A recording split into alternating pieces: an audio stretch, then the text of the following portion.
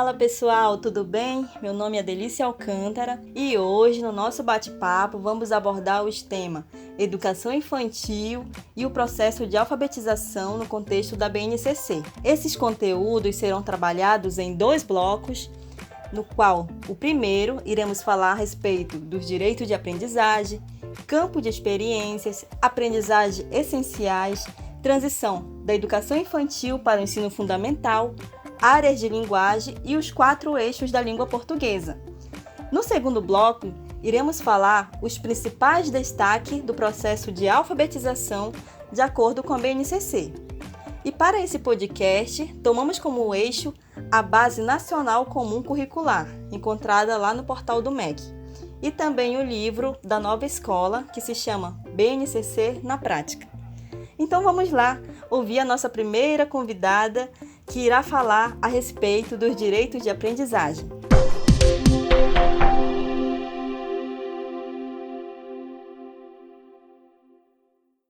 Olá, aqui quem fala é Cristiane, estudante de pedagogia. Então vamos lá ao assunto. A BNCC consolidou na educação infantil a concepção de unir o educar e o cuidar como algo inseparável, no processo da educação. Então você pode perguntar: e aí, Cris, o que a BNCC propõe para as crianças? Bem, a BNCC propõe reforçar o cuidado, essa interação das ações, de conhecer, de explorar o mundo, Ela estabelece também a formação dos vínculos, Proporciona segurança e a afetividade da criança, de construir o conhecimento do mundo e desenvolver a autonomia. Incentivar também essa autonomia e permitir que as crianças enfrentem os obstáculos, Crianças que ficam hoje as crianças ficam no centro do processo, elas fazem parte, elas são ativas. E mesmo em atividades dirigidas, todas devem ter tempo e espaço para se desenvolver e ser ativa. O professor, nesse sentido, ele deve planejar cuidadosamente todos esses momentos de livre exploração.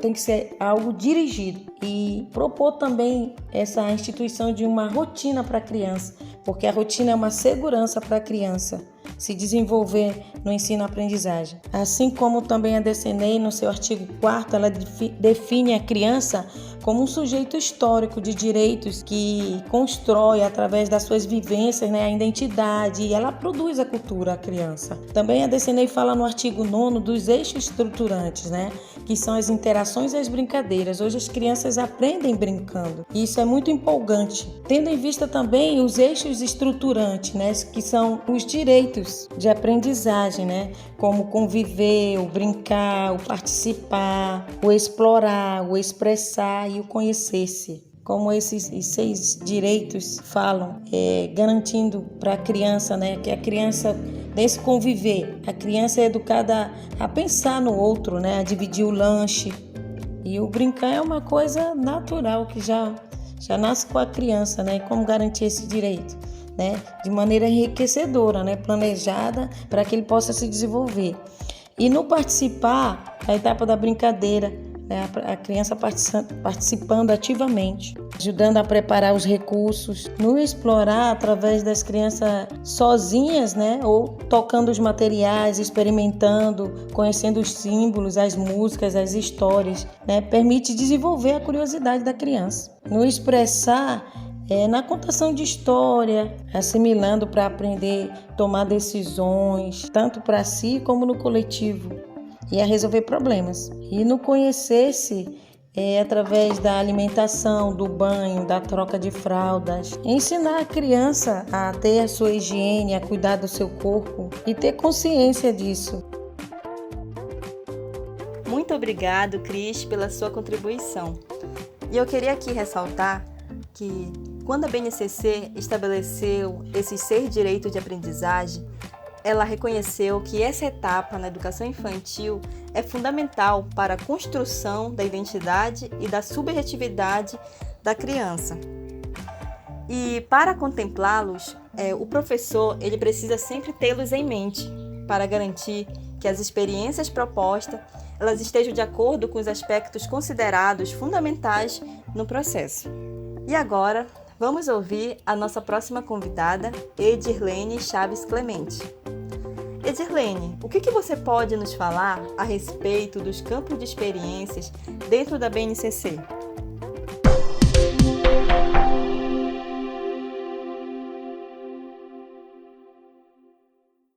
Vou falar para vocês um pouco sobre a organização curricular da educação infantil na BNCC, que está estruturada em 5 campos de experiência, e são eles: 1. O eu, o outro e o nós. 2.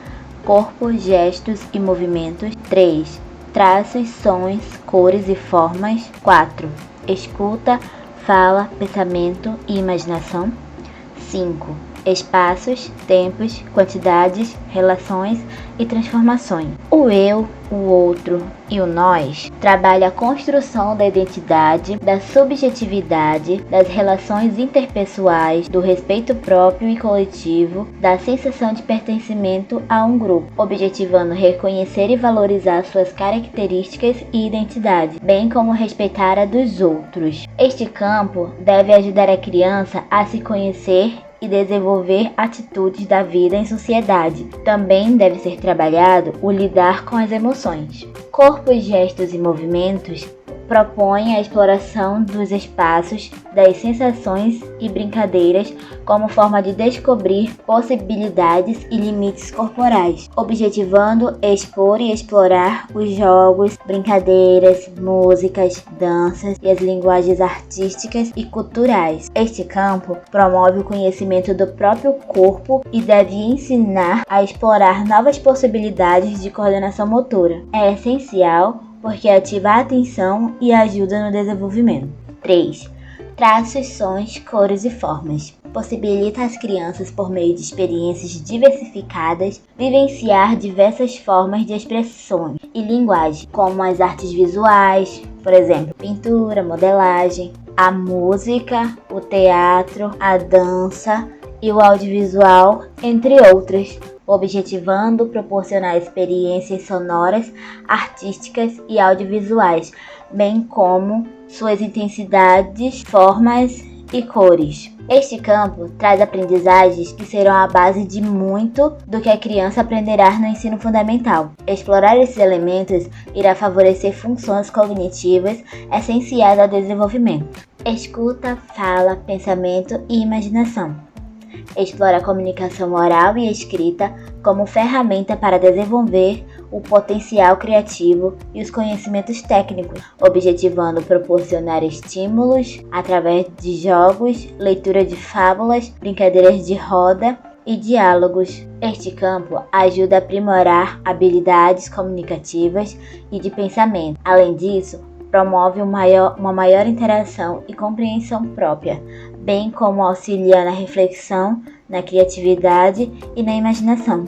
Espaço, tempo, quantidades, relações e transformações. Propõe a exploração e interação com o mundo exterior, objetos e pessoas como forma de enriquecer o repertório de conhecimento das crianças, objetivando construir noções de distância, direção, profundidade e tempo. Explora o ambiente pela ação e observação, manipulando, experimentando e fazendo descobertas. Este campo abrange partes da matemática e das ciências, explorando de modo mais natural e lúdico o espaço e o tempo para maior percepção e aprendizagem. Obrigada, Edirlene, pela colaboração com esse tema. Eu queria aqui frisar que os campos de experiências, eles propõem uma nova organização curricular e coloca a criança como centro do processo educativo. E dentro de cada campo, em vez de habilidades, há objetivos de aprendizagem e desenvolvimento que a BNCC vincula a 3 grupos etários. Primeiro, bebês, de 0 a 1 ano e 6 meses. 2. Crianças bem pequenas, 1 ano e 7 meses a 3 anos e 11 meses. 3. Crianças pequenas, de 4 anos a 5 anos e 11 meses. E essa divisão em 3 grupos foi pautada pelas características e necessidades diferentes dessa faixa etária, que merecem ser tratadas com mais atenção nos diferentes grupos etários que constituem a educação infantil. Apenas 1 ano de diferença entre crianças pequenas representa a possibilidade muito distinta de interação com o mundo e com as pessoas. Por exemplo, uma criança de 1 ano e 6 meses já sabe andar, mas ainda não tem muita destreza. Fala algumas palavras e elabora frases curtas. Usa fralda, come com ajuda, morde os colegas quando algo lhe incomoda. Já uma criança de 2 anos e 6 meses, que é o caso do meu filho, né? Ele é capaz de construir frases mais longas, usa formas verbais simples para resolver os conflitos, já come sozinho, sabe correr, saltar, até usa o banheiro sozinho e já demonstra muito incômodo com a fralda. O que eu quero dizer é que esses exemplos são competências básicas que transformam radicalmente e para sempre a relação da criança com o mundo. Por isso que o currículo deve ser pensado considerando essas diferenças, para que o educador possa focar justamente no que é necessário em cada faixa etária, de modo que a criança se desenvolva respeitando a individualidade de cada um. Na educação infantil, as aprendizagens essenciais, elas compreendem tanto comportamentos, habilidades e conhecimentos, quanto vivências que promovem aprendizagem e desenvolvimento nos diversos campos de experiência, na qual a colega explanou muito bem, sempre tomando as interações e as brincadeiras como eixos estruturantes. Portanto, percebemos que ao se orientar pela BNCC, o professor ele promove vivências pautadas em brincadeiras e interações na fase da educação infantil, que permitem o alcance dos objetivos de aprendizagem para cada faixa etária. Desta forma, garante o desenvolvimento integral das crianças, a partir das possibilidades de aquisição das competências essenciais desde o princípio da educação básica. E é isso, gente. Vamos chamar a nossa próxima convidada, que dará continuidade no próximo tópico.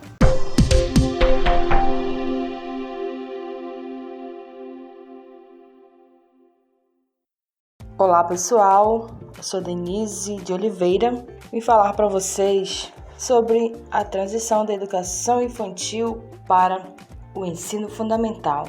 Esse assunto é de suma importância, que a BNCC vai fazer uma menção de como nós professores, como a escola deve estar preparada para que essa transição aconteça de forma assertiva, porque em 2006, com a LDB, houve a mudança na lei e a criança passou a frequentar o ensino fundamental 1 com 6 anos.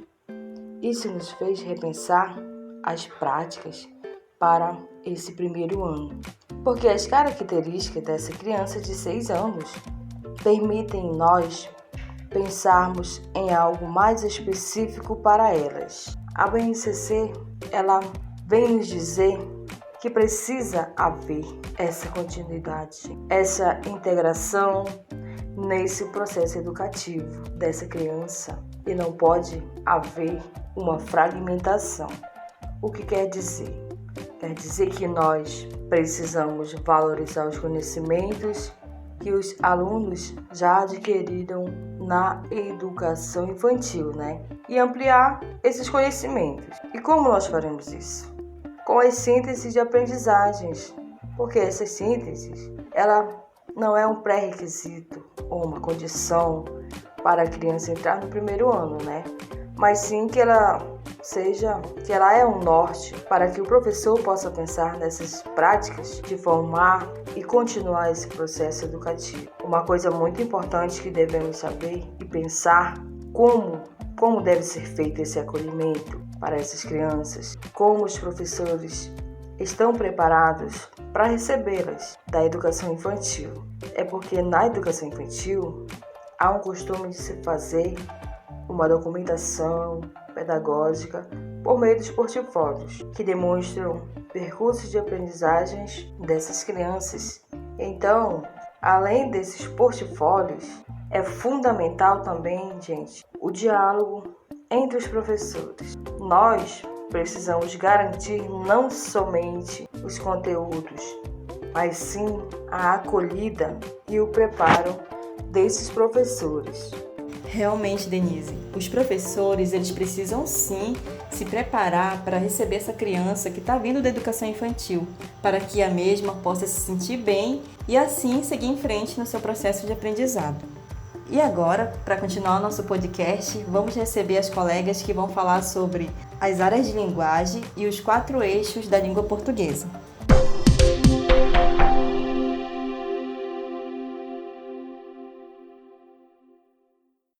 Olá, meu nome é Raquel Guedes. Vamos falar sobre a etapa o ensino fundamental no contexto da educação básica. Vamos lá? Você sabe qual é a duração do ensino fundamental? Não? Então vou lhe explicar fazendo um pequeno resumo. O ensino fundamental tem uma duração de 9 anos, sendo a etapa mais longa da educação básica, que atende estudantes entre 6 e 14 anos de idade. O ensino fundamental é dividido em 2 etapas. Sabe quais são essas etapas? Exatamente! Anos iniciais e anos finais. Vamos lá entender. Anos iniciais. Essa é a fase que marca a saída da educação infantil.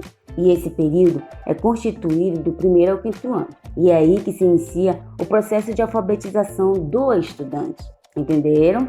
Já nos anos finais, ele compreende do 6º ao 9º ano.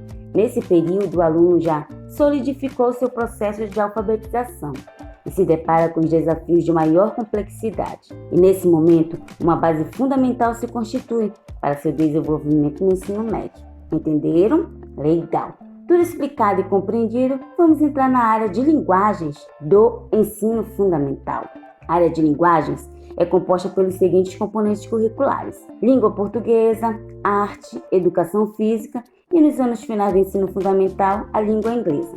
A finalidade é a possibilidade que os alunos participem das práticas de linguagem diversificadas e permitindo a ampliação das suas capacidades expressivas em manifestações artísticas, corporais e linguísticas. As linguagens antes articuladas passam a ter status próprios de objetos de conhecimento escolar. Nos anos iniciais do ensino fundamental, os componentes curriculares tematizam diversas práticas, considerando especialmente aquelas relativas às culturas infantis tradicionais e contemporâneas. Já nos anos finais do ensino fundamental, os componentes curriculares dessa área, as aprendizagens, ampliam as práticas de linguagem conquistadas no ensino fundamental, incluindo a aprendizagem de linguagem inglesa. A área de linguagem deve garantir aos alunos o desenvolvimento de competências específicas, que são elas: primeiro, compreender as linguagens como construção humana, histórica, social e cultural, de natureza dinâmica, reconhecendo-as e valorizando-as. Segundo, conhecer e explorar diversas práticas de linguagem, ou seja, artísticas, corporais e linguísticas. Terceiro, utilizar diferentes linguagens: verbal, corporal, visual, sonora e digital. Exemplo, na linguagem verbal, usar a linguagem oral ou visual motora, como libras e escrita. Quarto, utilizar diferentes linguagens para defender os pontos de vista que respeitem o outro e promovam os direitos humanos. Quinto, desenvolver o senso estético para reconhecer, fruir e respeitar as diversas manifestações artísticas e culturais, das locais às mundiais. Sexto e último, compreender e utilizar tecnologias digitais de informação e comunicação de forma crítica, significativa, reflexiva e ética nas diversas práticas sociais, incluindo as escolares. Olá, eu me chamo Raimunda e eu vou falar sobre os 4 eixos da língua portuguesa.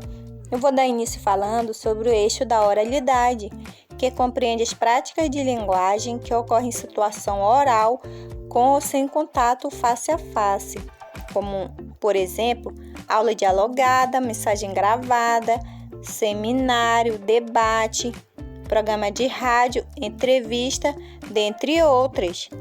Vou dar continuidade falando sobre o eixo da análise linguística semiótica, que envolve os procedimentos e estratégias cognitivas de análise e avaliação consciente durante os processos de leitura e de produção de texto, das materialidades dos textos, responsável por seus efeitos de sentido, seja no que se refere às formas de composição dos textos, determinados pelos gêneros, orais e escrito e multissemiótico, e pela situação de produção, seja no que se refere aos estilos adotados dos textos, com forte impacto nos efeitos de sentido. Vamos aqui também falar sobre o eixo da produção de texto, que compreende as práticas de linguagem relacionadas à interação e à autoria do texto escrito, oral e multissemiótico, com diferentes finalidades e projetos enunciativos, como, por exemplo, construir um álbum de personagens famosos, de heróis, heroína ou de vilões ou vilãs. Produzir um almanaque que retrate as práticas culturais da comunidade.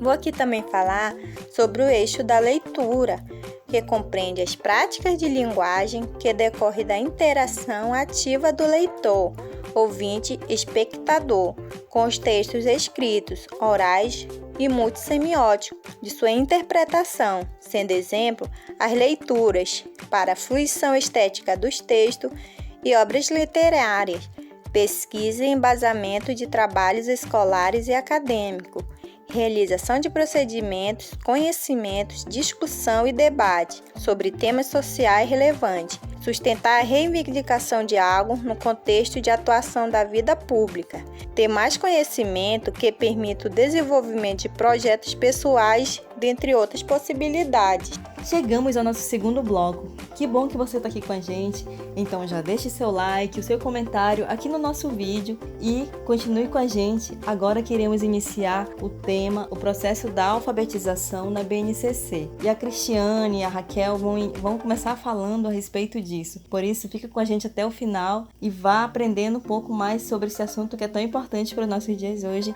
principalmente na área da educação.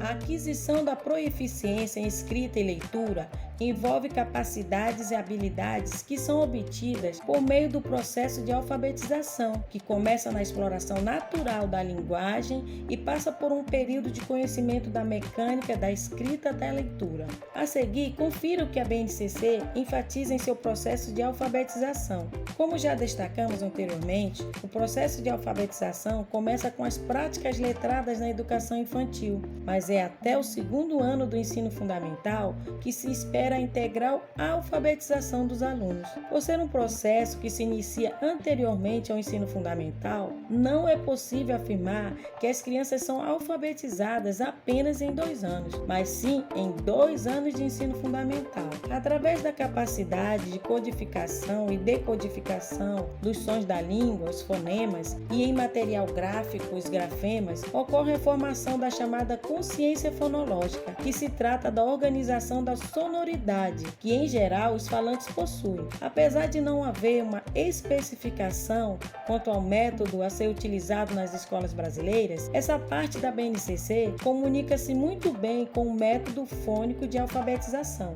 No processo alfabetizador, a escola, junto aos pais e responsáveis, precisa fazer com que os alfabetizados sejam, entre muitos outros pontos, capazes de distinguir desenhos, símbolos de letras e signos, conhecer o alfabeto da língua em questão, perceber a forma como ocorre a relação entre fonemas e grafemas. Essas capacidades envolvidas no conhecimento fonográfico são básicas para a alfabetização e mais tarde, ainda no ensino fundamental, serão complementadas com o conhecimento ortográfico do português brasileiro. Outra novidade importante trazidas pela BNCC para o processo de alfabetização são os campos de atuação que representam na organização do documento papel de eixo estruturante, tanto quanto as práticas de linguagem. Essa opção evidencia a proposta de contextualizar a construção do conhecimento, a ideia de que as práticas de linguagem estão na vida social e devem ser levadas à escola, em situações reais em que se fazem necessários os seus usos. Para os anos iniciais, são 4 campos: vida cotidiana, artístico-literário, práticas de estudo e pesquisa e vida pública. Destaque para o multiletramento. Essa ampliação no uso da tecnologia alterou as práticas de linguagem na sociedade atual. E com isso, a BNCC reflete isso ao dar ênfase ao ensino das especificidades da leitura e da escrita em ambientes digitais, entre outros. Esses gêneros clássicos como conto, crônica, entrevista, notícia, tirinha, receita, eles estão presentes no documento, mas este abriu espaço também a novos gêneros, como chat, tweets, posts e textos multissemióticos e multimediáticos,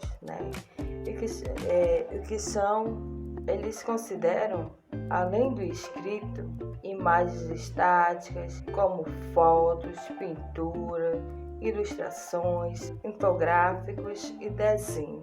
ou em movimento também, como vídeos, filmes e também som, como áudios e música, componentes que também eles atribuem o significado à mensagem. Para anos iniciais, cabe ao professor essa contribuição para essa construção de multiletramento e qualificar as produções e a utilização dessas ferramentas digitais, considerando assim também esses aspectos.